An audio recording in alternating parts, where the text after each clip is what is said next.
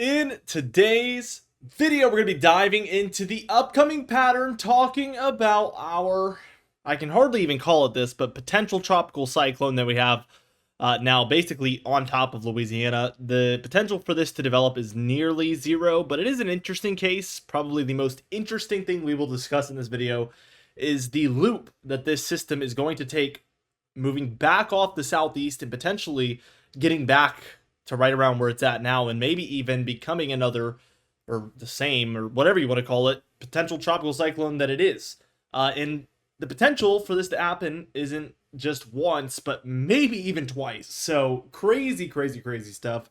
We do have pockets of thunderstorms, heavy precipitation, and potential flooding still to discuss. So let's go ahead and dive into things. We're taking a look at the weather happening around the nation, and it is neatly organized for us to discuss. Clearly an area of storminess taking place along the Four Corner states, some of it for the Midwest and Ohio Valley here, a little bit along the Northeast, as well as the tropical energy here along the Deep South and Southeast. So we'll start here in the Four Corner states. And as you can see, we do have this pocket of showers and thunderstorms around. I'll actually zoom it out just a tad bit more, because there is a lot of moving parts here. We have some showers and isolated thunderstorms along northeastern Nevada, moving into southern Idaho and Oregon. We do have a pocket of showers and thunderstorms here for northern Arizona into a lot of Utah, and even extending a little bit into southwestern Wyoming.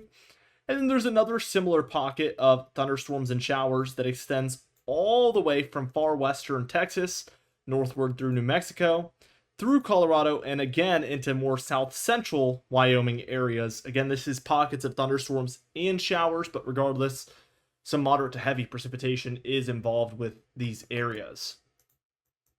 Now, as we take a look at the Mid-Atlantic and Ohio Valley and Midwest, we can see heavier showers and thunderstorms clearly evident here from portions of eastern Missouri into southern Illinois, southern Indiana, northern Kentucky area there. These look particularly heavy and intense as far as thunderstorms are concerned, so be on the lookout for that. We do see eastern Kentucky into portions of southern Ohio and into West Virginia. There's plenty of showers and thunderstorms occurring. And then we're even starting to see some energy pop up for areas of eastern Tennessee into western and central North Carolina, as well as western and south central Virginia. Now also, we have a pocket of thunderstorms and showers rolling through the Northeast. So this starts kind of for New York and does extend into some of your northern New England states like Vermont, New Hampshire, and even Maine, as we have a stronger low up to the north in Canada. Now again, the most interesting thing we're going to discuss today is this potential tropical cyclone, where in the near term, the chance of this developing is extremely low.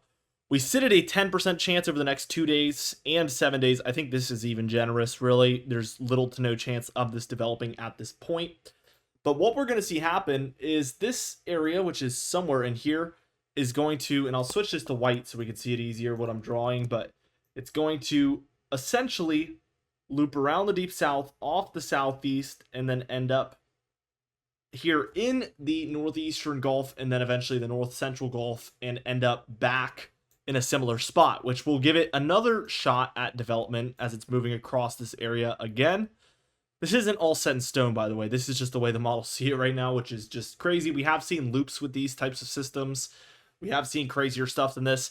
But what happens next on some of the models, which is moving more into the long range, would be a little bit more of something that I have never seen happen, which is by the time it's looped back to this point, it actually goes ahead and moves around, loops through the southeast, and ends back up in the northeastern Gulf of Mexico. If this full double loop occurs, this will be one of the craziest things I have seen in the weather world in my entire life, which would be really, really interesting. It would give it 2 more shots of development off the southeast and here in the Gulf.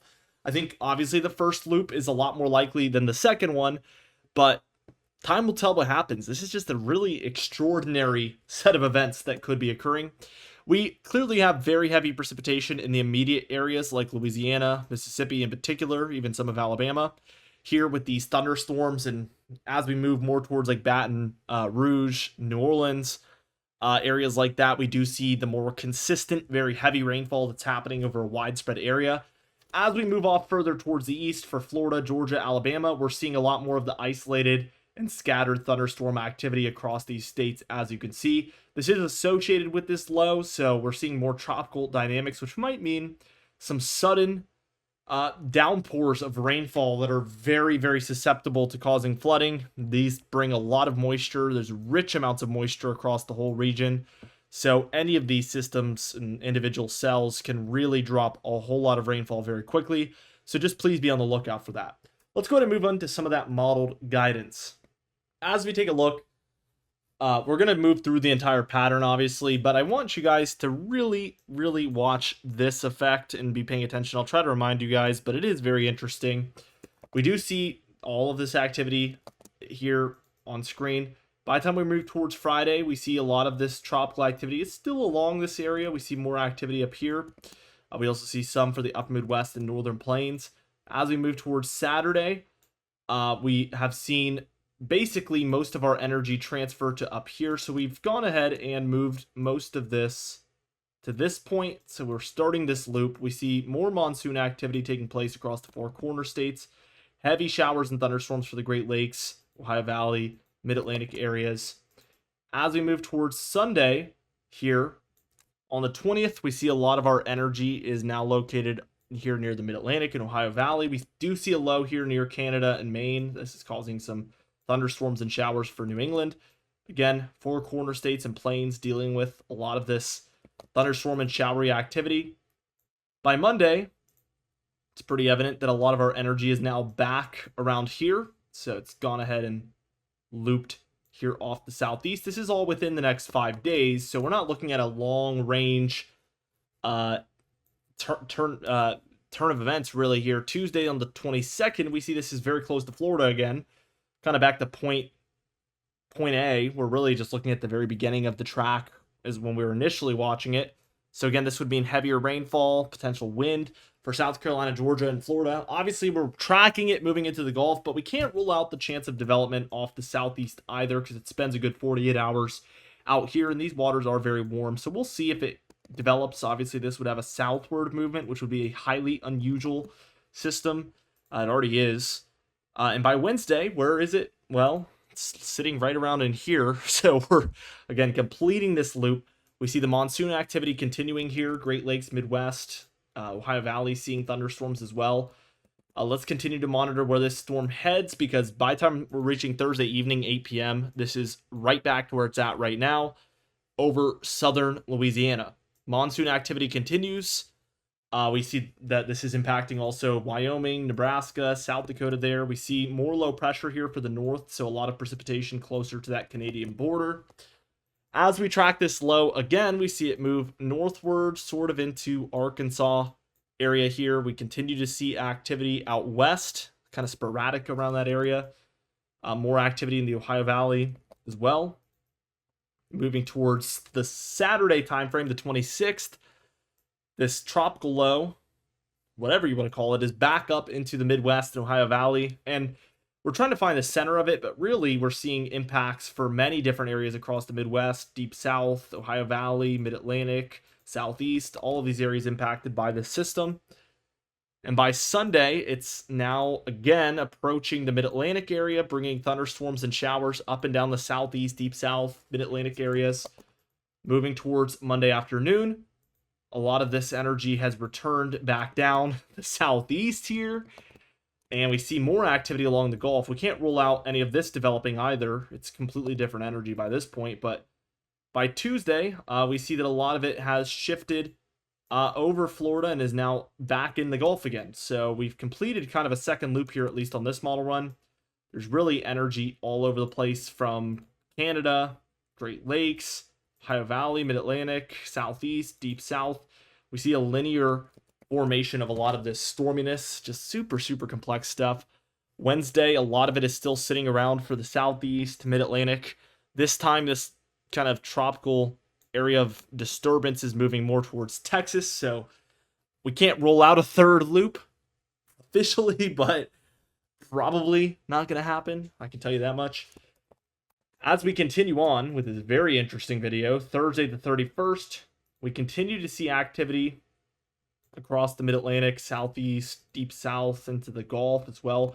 Again, I think the threats are going to continue for this area, especially since we're seeing these storm systems moving from Canada off the east coast, then seemingly back down through. This is a very unusual track that we're kind of getting stuck in, but we're seeing these continuous storms showing up for these same areas. I mean, really, really interesting. Friday here, same thing. So we're going to continue to monitor the homegrown tropics, which is going to be for areas in the Gulf, off the southeast, even off the mid-Atlantic. We're going to be watching these areas for potential development, I think, for weeks to come as we lead into August, just based on the steering pattern that we have present right now and the ample amounts of moisture and storminess. I think that we will see more chances of development, which my original prediction that around the midway point of the month we'd have chances was correct. So we'll see if I can do it again. Looking at the total precipitation, we get a lot up here. And this is from, again, systems that actually resemble Alberta Clippers. That would be the wintertime version of this. Obviously, that is not officially what this is. They are very much more dynamic with cold fronts and warm fronts and everything, and they cause a lot more widespread precipitation. But these areas in general are above average as far as activity. We can even see, looking at the total precipitation, that a lot of this is kind of curving out like this. Some of it is kind of moving there as well. We do have some high pressure here, which probably explains that split in the precipitation. So there's some high pressure here. Obviously, the low can't move directly towards it, so it's kind of forking out back towards the Gulf or out to sea. Super, super interesting. I think there's a good chance that we could see some out to sea, tropical activity that's moving away from us, but it would still matter in the grand scheme of the named storms and the total hurricanes and everything for the season. Really interesting. Anomalies here, we do see above average for the northern plains, upper Midwest, Ohio Valley, mid-Atlantic, and then some of this area experiencing the tropical disturbance, not only once but twice, maybe even 3 times. Definitely seeing a little bit of above average precipitation. So this is your main area, at least as far as just storm systems moving through the nation with non-tropical components. To see above average precipitation is the northern plains, upper Midwest, Ohio Valley, and then into the mid-Atlantic over the next couple of weeks. With all that being said, that is it for this video, guys. So be sure to subscribe. You can even hit the bell icon for daily notifications when we upload, so you never miss one. Be sure to like the video if you did enjoy it, leave a comment down below, and I'll see you guys in the next video.